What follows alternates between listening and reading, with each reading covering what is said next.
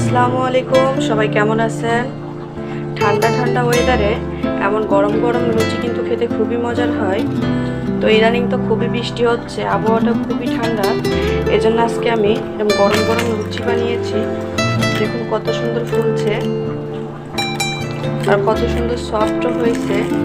তো এই লুচির সঙ্গে আজকে আমি এই মুরগির মাংসটা রান্না করেছি। মুরগির মাংস দিয়ে লুচি খাওয়া হবে। বেশি করে ঝাল দিয়েছি, ঝাল ঝাল মুরগির মাংসের সঙ্গে এমন গরম গরম ফুলকো লুচি খেতে কিন্তু দারুণ লাগে। তো এই যে প্লেটে আমি ফুলকো ফুলকো লুচি আর মুরগির মাংস নিয়ে নিয়েছি আপনাদের ভাইয়াকে দেওয়ার জন্য। তো কেমন হয়েছে অবশ্যই জানাবেন। তো আপনাদের কাছে এটা মুরগির মাংস আর লুচি খেতে কেমন লাগে অবশ্যই জানাবেন। তো কষ্ট করে শেষ পর্যন্ত ভিডিওটি দেখলেন, অসংখ্য ধন্যবাদ। আসসালামু আলাইকুম।